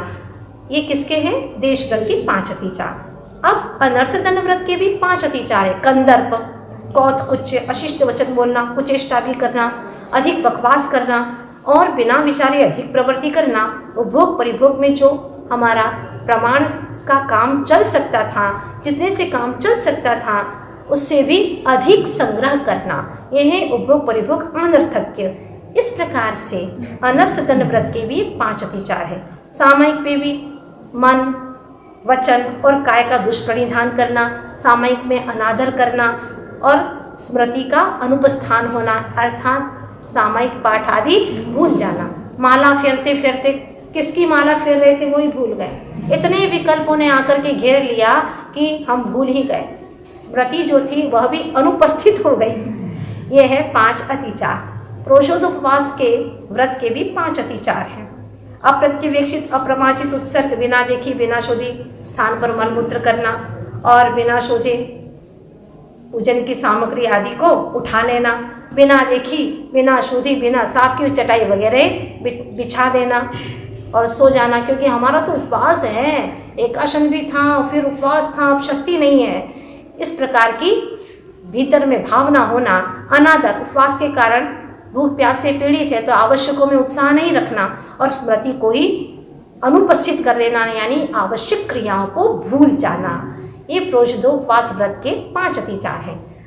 भोगोपभोग के भी इसी प्रकार से व्रत प्रमाण व्रत के 5 अतिचार हैं। सचित आहार, सचित संबंधित आहार, सचित सम्मिश्र आहार, अभिशव आहार यानी गरिष्ठ पदार्थों को खा लेना और 2 पक्वाहार। इस प्रकार से 5 अतिचार हैं। अतिथि समिभाग व्रत के भी 5 अतिचार हैं। सचित निक्षेप करना, सचित से अपिधान यानी ढक देना, पर व्यपदेश दूसरों को उपदेश दे करके दिलवाना या फिर उनका द्रव्य स्वयं उठा करके दे देना। स्वयं तो दान नहीं देता, दूसरों से दिलवाता है। मात्सर्य, ईर्ष्या रखना और काल का जो योग्य काल है उसका उल्लंघन करके दान देना, ये अतिथि समिभाग व्रत के 5 अतिचार है। अंत में संलेखना व्रत, उसके भी 5 अतिचार हैं। संलेखना तो ले लिए, लेकिन जीने की इच्छा रखना या एकदम जल्दी मरने की इच्छा रखना, मित्रों का अनुराग पूर्वक स्मरण करना, सुखानुबंध पूर्व में भोगे हुए भोगों का स्मरण करना और निदान करना कि मेरे तप के फल से मुझे आगामी काल में ऐसे ऐसे भोग मिल जाएं, ये सारा वर्णन किया। अब दान का स्वरूप शुरू होता है। व्रत का वर्णन पूर्ण हुआ। स्व और पर के उपकार के लिए धन आदि वस्तुओं का त्याग कर देने का नाम है दान, और दान में विधि, द्रव्य, दात्री और यानी दाता और पात्र की अपेक्षा से विशेषता आती है। ये वर्णन करते हुए 7वें अध्याय को आचार्य भगवान पूर्ण करते हैं और बंध तत्व का वर्णन शुरू होता है। मिथ्या दर्शन, अविरति, प्रमाद, कषाय और योग ये बंध के कारण हैं। 5 ही कारण बताए हैं यहाँ पर। बंध जब कषाय से युक्त जीव होता है तो कर्म के योग्य पुद्गलों को ग्रहण करता है, वास्तव में उसका नाम है बंध। वो 4 प्रकार के हैं: प्रकृति बंध, स्थिति बंध, अनुभाग बंध और प्रदेश बंध। इसमें प्रकृति बंध के 8 भेद है, ज्ञानावरण, दर्शनावरण, वेदनी, मोहनी, आयु, नाम, गोत्र और अंतराय कर्म। ये प्रकृति है, इनका स्वभाव है कि ज्ञान के ऊपर आवरण कर देना आदि आदि। इनके उत्तर भेद ज्ञानावरण के 5, दर्शनावरण के 9, वेदनी के 2, मोहनी के 28, आयु के 4, नाम कर्म के द्विचत्वारिंशत् यानी 42, गोत्र के 2 और अंतराय के 5 भेद हैं। मति श्रुत अवधि मनः परे और केवल ज्ञानावरण, एक ज्ञानावरण के 5 भेद हैं। चक्षु, अचक्षु, अवधि, दर्शन, निद्रा, निद्रा निद्रा, प्रचला, प्रचला प्रचला और स्त्यान कृति, ये 9 दर्शनावरण के भेद हैं। साता वेदनी और असाता वेदनी के भेद से वेदनी के 2 भेद हैं और मोहनी का बहुत बड़ा परिवार है, जिसमें दर्शन मोहनी के 3 और चारित्र मोहनी के 16 कषाय और 9 कषाय, इस प्रकार से 28 भेद हैं। आयु कर्म के 4 भेद हैं, नरक, तिर्यंच, मनुष्य और देवायु। नाम कर्म का और बड़ा परिवार है, 93 प्रकृतियां हैं और पिंड की अपेक्षा देखें तो 42 हैं। गति, जाति, शरीर, आंगोपांग, निर्माण है, बंधन, संघात, संस्थान, संघनन, स्पर्श, रस, गंध, वर्ण, आनुपूर्वी, अगुर, लघु, उपघात, परघात, आतप, उद्योत, उच्छ्वास, विहायु गति, प्रत्येक शरीर, त्रस, सुभग, सुस्वर, शुभ, सूक्ष्म, पर्याप्ति, स्थिर, आदि, यश, कीर्ति और प्रत्येक से इनकी विपरीत भी हैं, अर्थात साधारण शरीर आदि और तीर्थंकर प्रकृति, कुल मिलाकर के 42 प्रकृतियाँ हो जाती हैं और वैसे 93 प्रकृतियाँ हो जाती हैं। इनका पूरा वर्णन करने के उपरांत अब गोत्र कर्म की बारी आती है। तो उच्च गोत्र और नीच गोत्र, गोत्र के 2 भेद हैं और अंतराय कर्म के 5 भेद हैं, दान, लाभ, भोग, उपभोग और वीर्यांतराय। इस प्रकार से 8 कर्म का नाम हुआ, अर्थात प्रकृति बंध यहाँ पर पूर्ण हुआ। अब स्थिति बंध शुरू होता है। आदि के 3 कर्म यानी ज्ञानावरण, दर्शनावरण और वेदनी और अंतराय कर्म, इनकी उत्कृष्ट स्थिति 30 कोड़ा-कोड़ी सागर की है। मोहनी कर्म की उत्कृष्ट स्थिति 70 कोड़ा-कोड़ी सागर की है। नाम गोत्र के 20 कोड़ा-कोड़ी सागर की है और आयु कर्म की 33 सागर की उत्कृष्ट स्थिति बंध होता है। अब जगनी स्थिति बंध कहते हुए आचार्य भगवान कहते हैं, वेदनी कर्म की 12 मुहूर्त की, नाम गोत्र की 8 मुहूर्त की और शेष जो 5 कर्म हैं उनकी अंतर मुहूर्त की जगन्य स्थिति है। यहाँ स्थिति बंध पूर्ण हुआ। अनुभाग बंध में कहते हैं जो विपाक है, अर्थात नाना प्रकार के पाक उदय हैं, फल हैं, उसको विपाक कहते हैं, अनुभाग बंध कहते हैं। जिस प्रकृति का जैसा नाम है उसके अनुसार उसका अनुभाग बंध होता है। इसके बाद में उसकी निर्जरा हो जाती हैं, अर्थात फल देकर के कर्म निर्जरित हो जाते हैं। यहाँ तक अनुभाग बंध का वर्णन पूर्ण हुआ। अब प्रदेश बंध का वर्णन करते हुए आचार्य कहते हैं, इसमें भी 8 प्रश्नों का समाधान दिया है।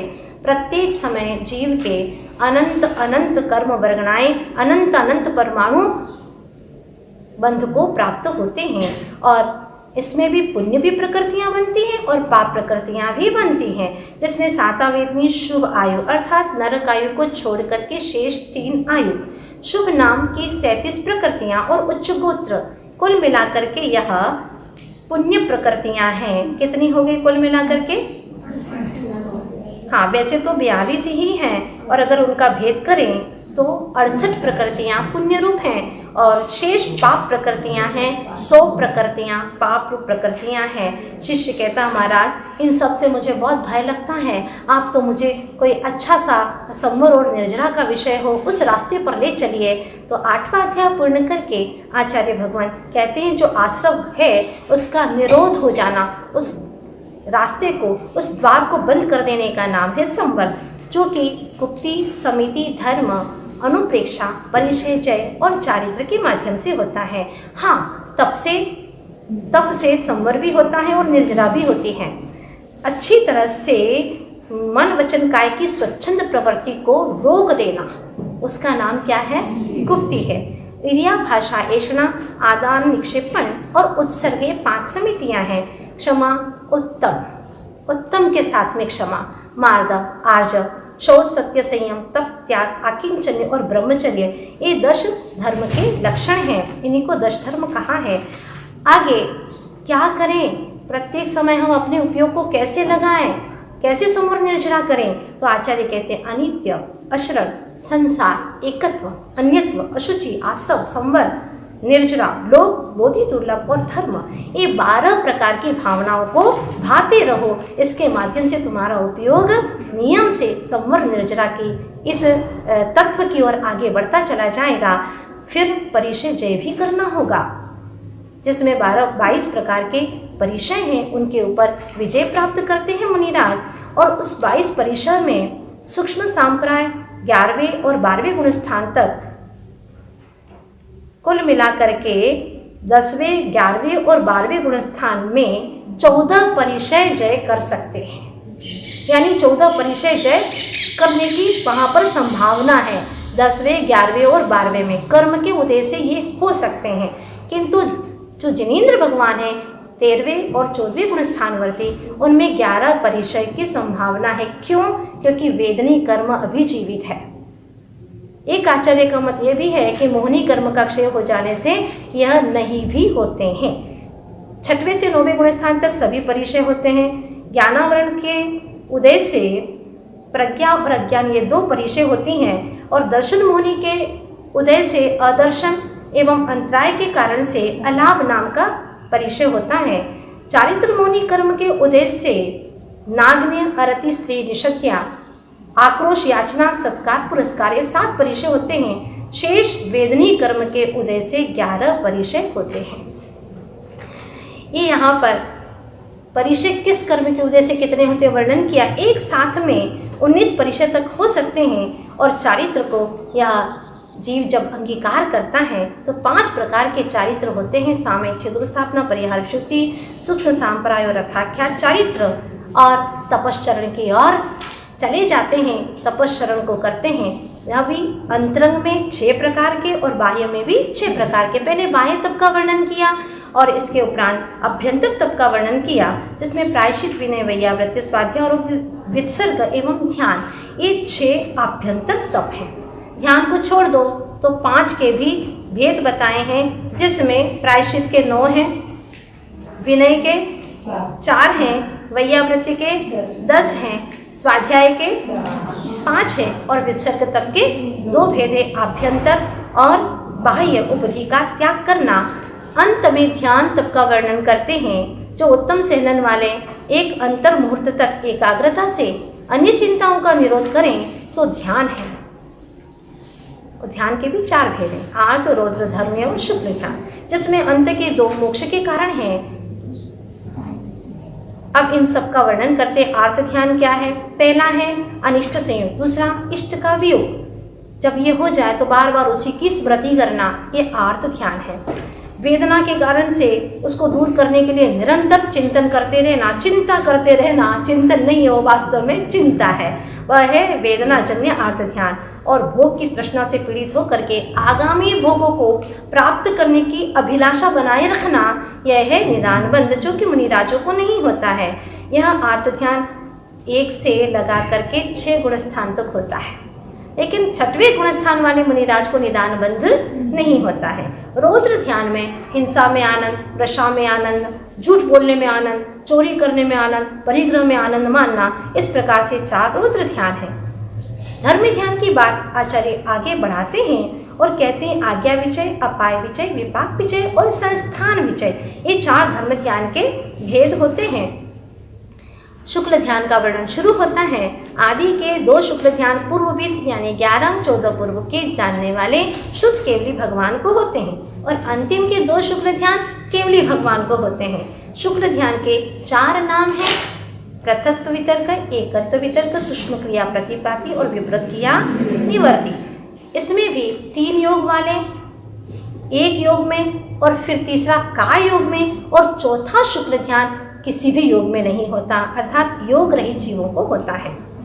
आदि के 2 शुक्ल ध्यान, एक आश्रय अर्थात शुद्ध ज्ञान वालों को होता है और विचार से सहित होता है, पहला शुक्ल ध्यान।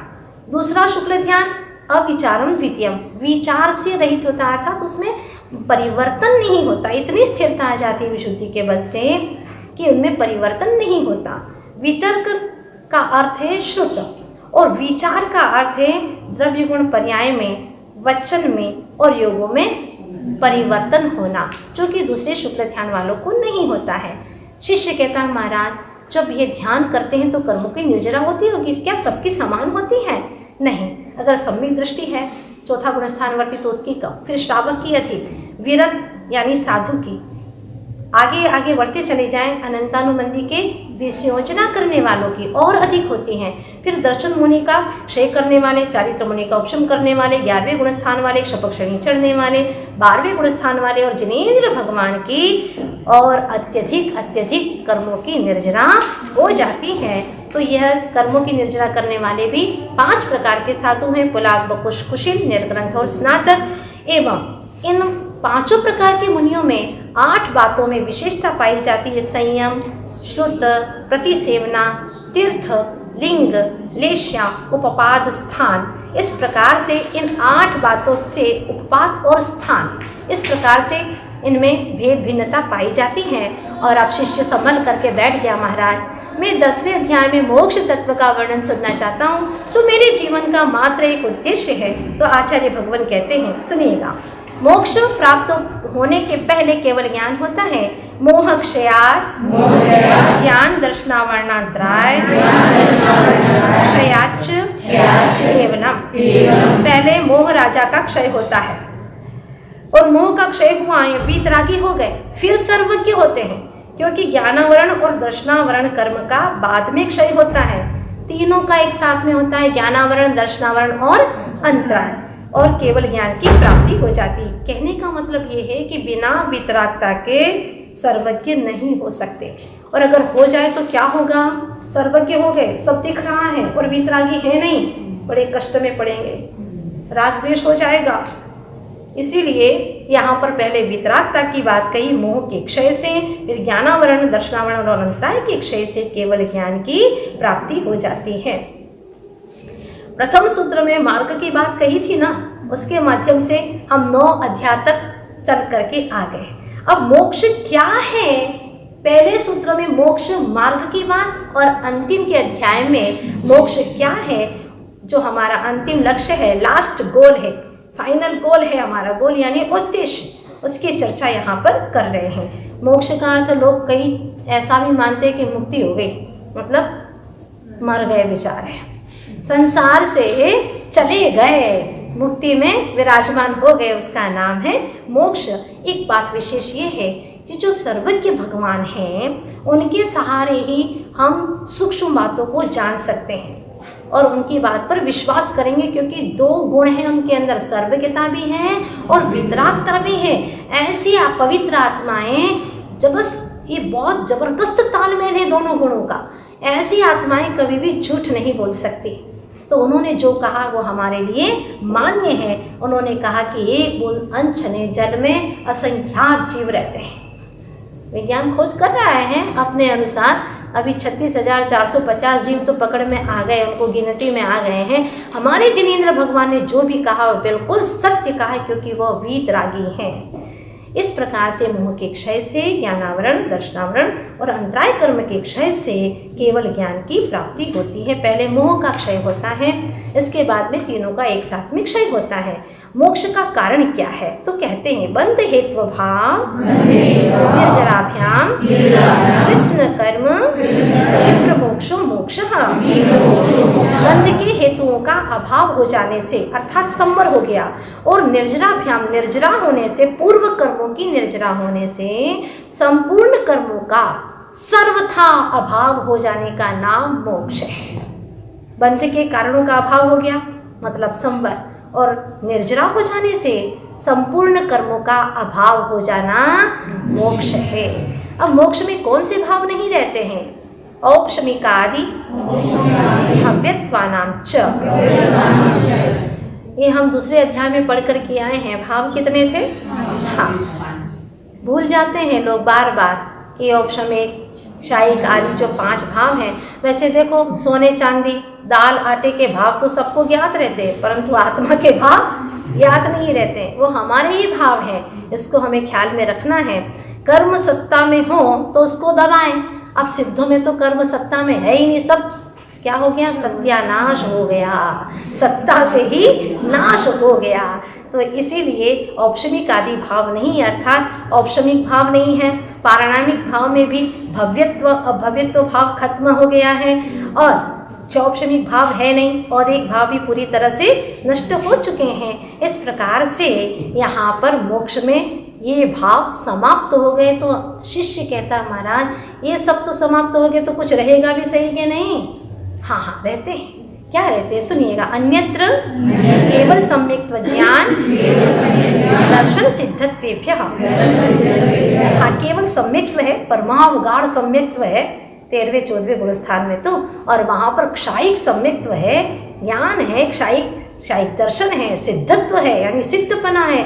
और क्या चाहिए? यही तो चाहिए। इसी को पाने के लिए तो भटक रहे थे संसार में, लेकिन अब संसार से परे मुक्त अवस्था में पहुंच गए हैं। तो मोक्ष में वह सब कुछ है जो हमें चाहिए, सब कुछ है वहाँ। एक सेठ टीचर बन गया, अध्यापक बन गया। अब उसने पेपर बनाया तो कैसा पेपर बनाया कि सारे छात्र हैरान रह गए। उसने पेपर में प्रश्न दिया कि चीन किस देश में है, 15 अगस्त किस तारीख को आता है, ग्रीन कलर किस रंग का होता है, टमाटर को हिंदी में क्या कहते हैं, मुमताज की कब्र में कौन दफन है। सारे प्रश्नों में ही जवाब है। भाई मोक्ष में ही तुझे सब कुछ मिलेगा, सारा वैभव तेरा वहाँ पर उस दशा में है। अब शिष्य कहता है महाराज जब मोक्ष की प्राप्ति होती है यानी जीव कर्मों से मुक्त हो जाता है तो कहाँ जाता है? तदनंतर ऊर्ध्वम गच्छत्यालोकान्तात्। इसके बाद में यानी सभी कर्मों का क्षय होते ही तुरंत ही वह जीव एक समय में लोक के अंत पर अर्थात लोकाग्र पर जाकर के विराजमान हो जाता है। लोक का अग्रभाग 8 योजन मोटी सिद्ध शिला है जिसको ईशत प्रागभाग पृथ्वी भी कहते हैं। अष्टम वसुधा पाने को बोलते हैं ना। 7 वसुधा है नरक की और 8वीं है सिद्ध शिला जो कि 45 लाख योजन प्रमाण है। वहाँ पर जाकर के विराजमान हो जाते हैं। वहाँ कोई प्लेन नहीं जाता, ध्यान रखना। वहाँ जाने के लिए सारे कर्मों का क्षय करना होता है। और मुक्त जीव के ऊर्ध्वगमन में 4 कारण बनते हैं। पूर्व प्रयोगा, संगत्वात्, दच्छेदात्, तथा गति परिणामाच्च। पूर्व प्रयोग से पूर्व में जो पुरुषार्थ किया कि मुझे तो सिद्ध शिला जाना है, मुझे सिद्ध क्षेत्र जाना है, सिद्ध होना है, ये संस्कार से। दूसरा संग रहित होने से अब कर्मों का कोई संग नहीं रहा, बंध का छेद हो गया। 3 और ऐसी ही ऊर्ध्वगमन परिणति जीव का स्वभाव होने से इन 4 कारणों से जीव ऊर्ध्वगमन करता है। इसका उदाहरण से आचार्य भगवान समझाते हैं। पूर्व प्रयोगात जैसे कि कुम्हार को कभी आपने देखा होगा जब वो मिट्टी के घड़े आदि बनाता है तो चाक को जोर से घुमाता है फिर छोड़ देता है, वो घूमता रहता है और वो अपना कार्य कर लेता है। पूर्व संस्कार वशात आवित्त कुलाल चक्रवत व्यपगत लेपालाम्बू आवित्त कुलाल चक्रवत व्यपगत लेपालाम्बू वदेरंड बीजवत दग्नि शिखावच्च बीजवत दग्नि शिखावच्च। घुमाए हुए कुलाल चक्र के समान एक पूर्व प्रयोगात हो गया। असंगत्वा यानी व्यपगत दूर हो गई है। लेप अलाम्बु यानी तुम्बी, अलाम्बु कहते हैं तुम्बी, तुम्बी के ऊपर मिट्टी का लेप दूर हो गया है। जब तक मिट्टी का लेप था नीचे डूबी हुई थी, लेप दूर हुआ कि वहाँ ऊपर तैरने लग जाती है। तो कर्म रूपी मिट्टी का लेप खत्म हो गया, अब वह सिद्ध क्षेत्र में पहुँच गए हैं। ये हो गया दूसरा बंधक छेदा। अब तीसरे नंबर का आता है। पहला हो गया पूर्व प्रयोगात का उदाहरण है आवित्त कुलाल चक्रवत। दूसरा असंगतवाद का उदाहरण है व्यपगत लेपालाम्बुवत। तीसरा बंधक छेदात एरंड बीजवत, जैसे कि एरंड का बीज होता है उसका छिलका जैसे ही खुलता है तो एरंड का बीज ऊपर की ओर उछलता है। ऐसे ही कर्म रूपी जो छिलके थे वो उतर चुके हैं। वह जीव शुद्ध दशा में ऊर्ध्वगमन की ओर अब करेगा चौथे नंबर पर। तो क्या हो गया तीसरे नंबर पर? बंध का छेद हो गया। बंध का छेद हो गया किसके समान? एरंड बीज के समान। चौथा है अग्नि शिखावच्च, जैसे अग्नि की शिखा है, वह स्वभाव से ऊपर की ओर ही जाती है। बस उसी प्रकार से स्वभाव से ही ऊर्ध्वगमन करने वाले ऐसे अनंत आनंद चित्त परमेष्ठी भगवंतों को हम यहीं से प्रणाम करते। सब जंगल के उदाहरण दिए हैं, जंगल में देख करके ऐसे उदाहरण खोज लिए। अंत में शिष्य फिर पूछता है, महाराज जब ऊर्ध्वगमन करते हैं तो ऊपर ही ऊपर जाते रहते होंगे? नहीं, धर्मास्ति काया भावात्, धर्मास्ति काय का अभाव हो जाने से अलोकाकाश में नहीं जाते हैं। तो फिर जो सिद्ध भगवान हैं सब लोग के अग्रभाग पर जाकर के विराजमान हो गए। उनमें भी कुछ भेद भिन्नता है क्या? वर्तमान की अपेक्षा से कोई भेद भिन्नता नहीं है, किंतु भूतकाल की अपेक्षा देखें तो 12 बातों में भेद भिन्नता पाई जाती। क्षेत्र काल, गति लिंग, तीर्थ चारित्र, प्रत्येक बुद्ध बोधित, ज्ञानावगाहनांतर, संख्याल्प, बहुत्वतः साध्याः। क्षेत्र की अपेक्षा से वर्तमान में मुक्ति तो उनको उसी क्षेत्र से हुई है। किस क्षेत्र से हुई है? सिद्ध क्षेत्र से ही। हाँ, अर्थात सिद्ध क्षेत्र आत्म प्रदेश या आकाश प्रदेश से ही उनको मुक्ति हुई है। लेकिन भूत नहीं की अपेक्षा से देखें तो 15 कर्म भूमि की, उस भूमि से उन्हें मोक्ष हुआ है। अथवा संहरण की अपेक्षा से, उपसर्ग आदि की अपेक्षा से देखें तो पूरा मनुष्य लोक ही सिद्धि क्षेत्र है। काल की अपेक्षा से कौन से काल से मुक्ति हुई है? तो देखा जाए वर्तमान में तो एक समय से ही उनको मुक्ति हुई है, और भूतकाल की अपेक्षा से देखें तो तीसरे काल के अंत में अथवा चतुर्थ काल में उत्पन्न होने वाले जीव सिद्ध होते हैं। ठीक है, तीसरे काल के अंत में उत्पन्न होने वाले तीसरे काल में भी मोक्ष जा सकते हैं और चौथे में भी।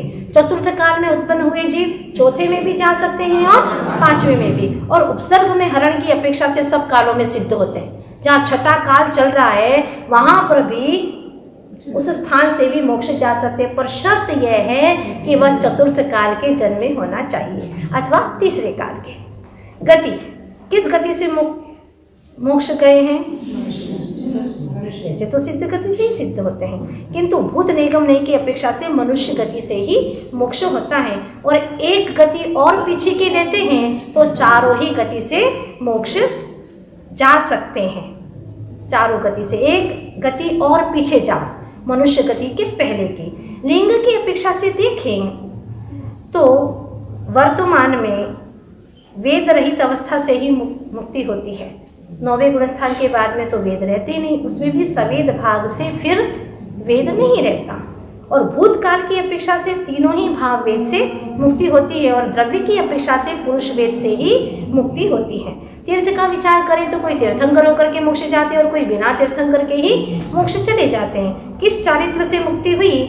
चारित्र हम पढ़ करके आए ना, सामायिक छेदो स्थापना आदि, ये वर्णन करते हैं। प्रत्येक बोधित और बुद्ध बोधित जो स्वयं ज्ञान प्राप्त करते हैं वह प्रत्येक बुद्ध है, और पर के उपदेश से जिन्हें ज्ञान प्राप्त होता है वो बोधित बुद्ध हैं। इस प्रकार से मोक्ष जाने वाले प्रत्येक बुद्ध हैं या बोधित बुद्ध हैं, ये भी वर्णन किया गया है।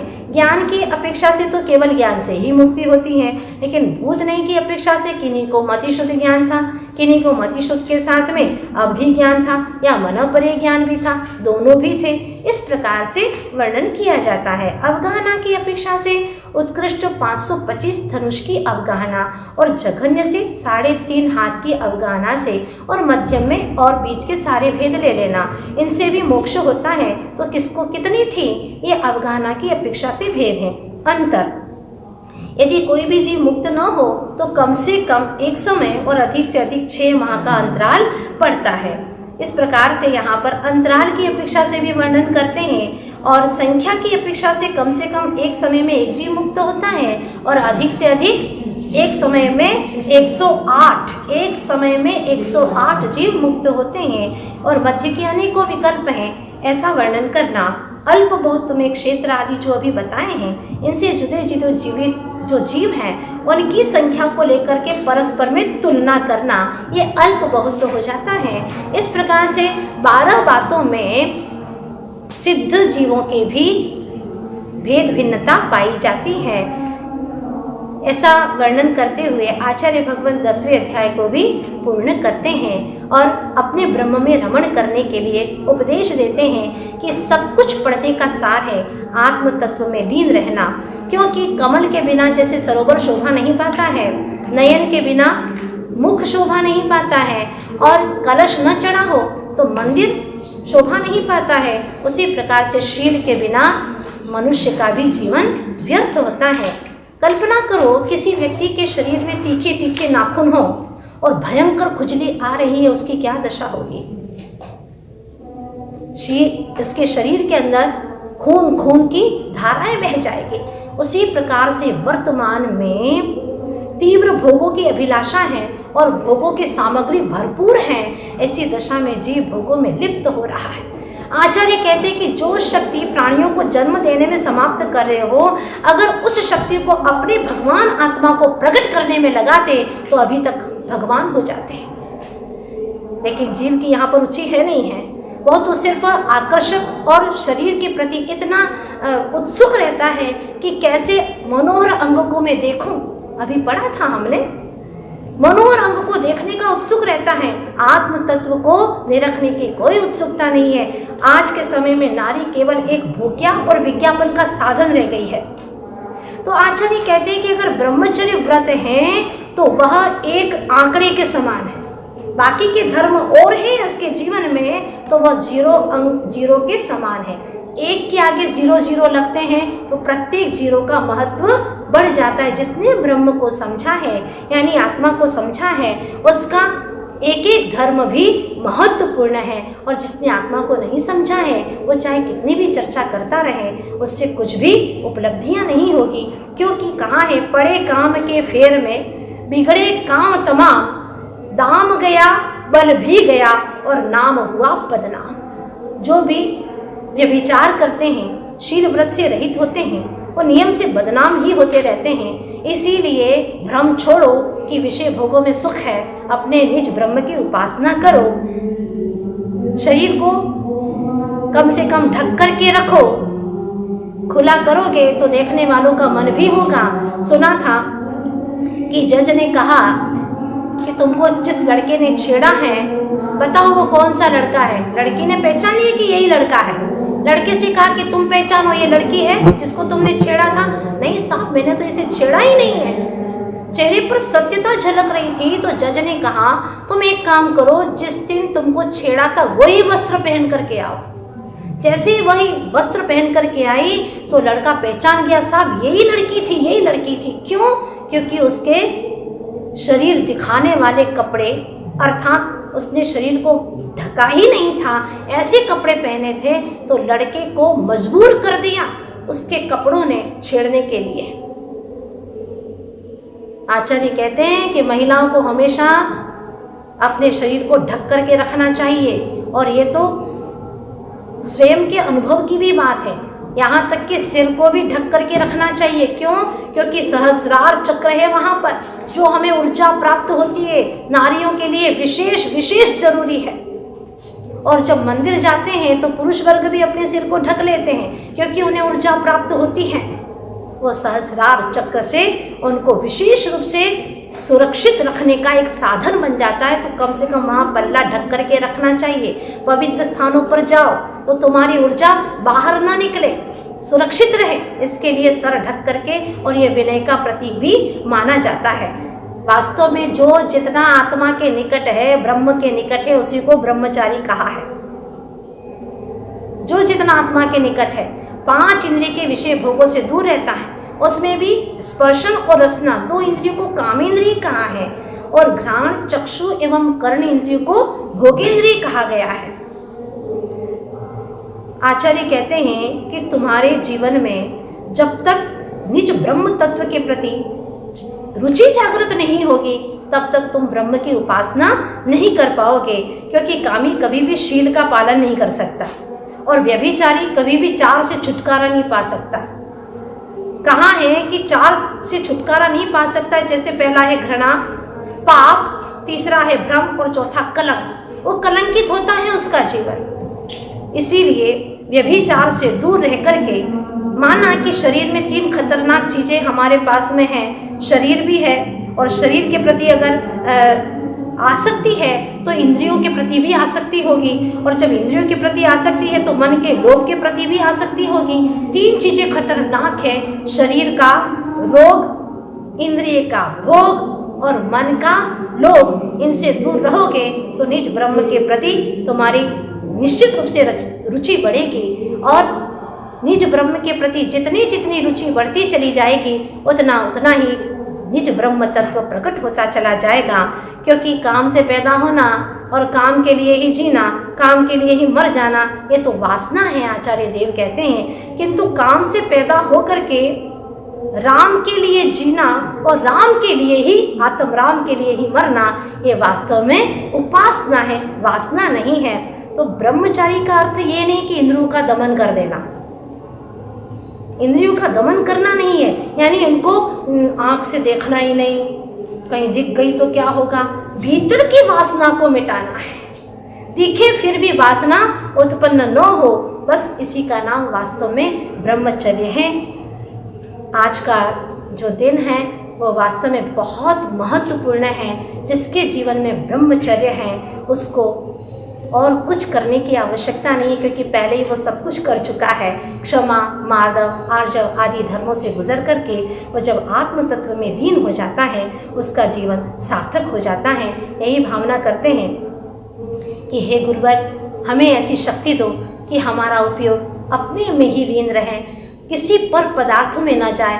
ये रुचि जागृत हो गई है आपकी कृपा से, आपके दिव्य उपदेश से, लेकिन अब हम पूरा पुरुषार्थ करें और 1 या 2 भव में ही मुक्ति की साधना करके मुक्ति को प्राप्त कर सकें।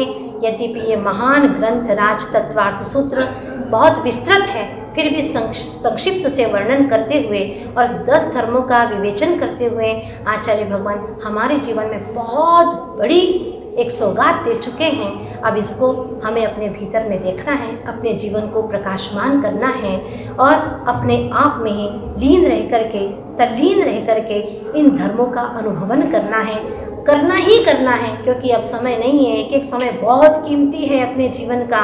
चारों तरफ हाहाकार मचा हुआ है, कब किसके जीवन में मौत आकर के घिर जाए कुछ पता नहीं है। इसलिए सावधान रह करके निरंतर आत्म तत्व की ओर दृष्टि रखते हुए, अपनी दृष्टि को स्वसन्मुख रखते हुए पूरा पुरुषार्थ जागृत करना है और आगे बढ़ना है।